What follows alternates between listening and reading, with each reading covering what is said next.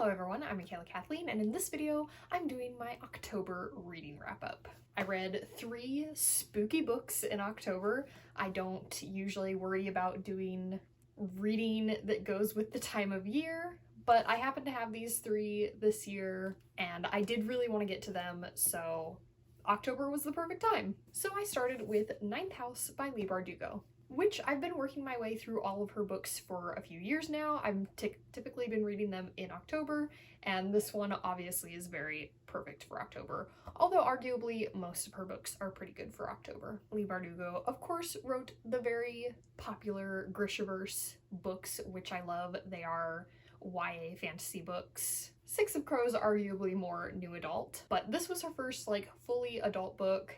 And still fantasy, but not as traditional fantasy, a more modern setting, and more dark academia. This one takes place at Yale and is about kind of the secret societies of Yale.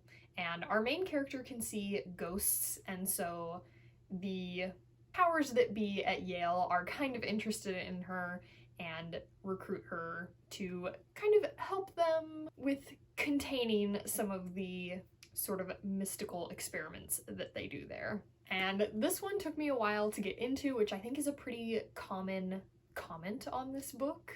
It's quite dense, and for me personally, the time jumping, especially at the beginning, did make it a little bit confusing and hard to follow. I kind of wish it had been just a linear timeline, that way we could be being introduced to this world at the same time as our main character, instead of her kind of having a few months head start on us. It took a long time for it to kind of pick up the pace for me, but it did eventually pick up the pace a bit. I found the whole bridegroom character to be a very intriguing character, and I wish we had gotten to that storyline faster. Much like I wish we had gotten the whole backstory of the event that prompted Yale to reach out faster, because it was hinted at for a long time and then finally revealed exactly what happened that night pretty far into the book, and honestly I would have liked to just start right in that moment that night. Honestly, it had so much buildup that it ended up being a bit of a letdown.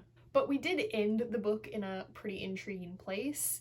For much of the book, I wasn't sure if I would continue with the series. I wasn't sure if I would keep this book or give it away, but it did end in a place that kind of made me want to read the sequel. And then also, I felt bad getting rid of this one because it is a signed copy and I did get it from a friend. So I'm glad it ended at a place that made me intrigued enough to keep going. After that, I read 2 Grady Hendrix books back to back that I got for Christmas last year from my mother-in-law. First, I read Final Girl Support Group, which I took with me on my honeymoon.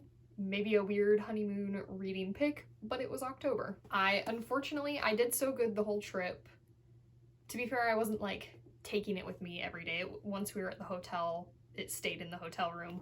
But for the trip to Florida, I did so good, did not damage the book at all. The trip home was doing so well. It made it through the first flight and the entire layover, and then somehow mid-flight for the second flight got water all over it. So sadly it is water damaged, but also not so sad because regrettably, somewhat guiltily, I'm not gonna hold on to this one. I did not enjoy it very much. Part of the reason I don't generally read for October is because thrillers and horrors are not really my top genre, but I did have high hopes for this one because the theming was really fun. I enjoy 80s movies, and I did definitely go through a horror movie phase in my early to mid-teens that included slashers.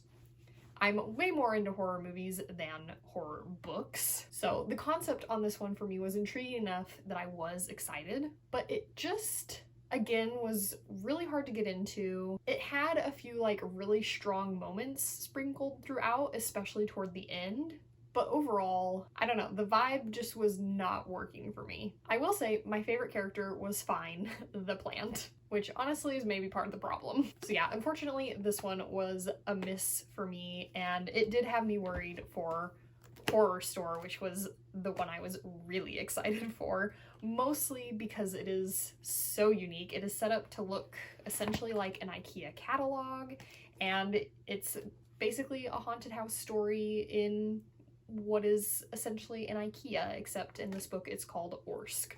Luckily, this one did not disappoint. I liked it so much better than I usually like horror books. It was the perfect combination of humorous with still having the horror in it, and the horror was like legitimately kind of off-putting. I don't get scared very easily, but this was really well done. And I gotta say, I just really enjoyed the anti-capitalist themes in the book, even if they were at times felt a little bit inconsistent. The book is endlessly comparing working retail to being in prison. I enjoyed the characters a lot more in this book rather than this book. The setting was used in such a clever way throughout the book. And overall, I just really enjoyed this one a lot. I gave it 4 stars compared to the Final Girl support group's 2 stars and Ninth House's 3 stars. So yeah, really kind of ran the spectrum with my October spooky reads this month, but that was somewhat to be expected considering these books just aren't super in my wheelhouse. So honestly, kind of went better than I could have hoped, really. I do think I'm also going to keep going with Grady Hendrix, potentially. I would like to try My Best Friend's Exorcism again, just because the style of the book looks so cool. It's made to look like an old VHS tape. He's definitely got style. So yeah, not giving up on these, despite the genre being somewhat hit or miss. Let me know down below what you read in October, whether or not you read any spooky reads. I hope you enjoyed watching. Remember, words matter.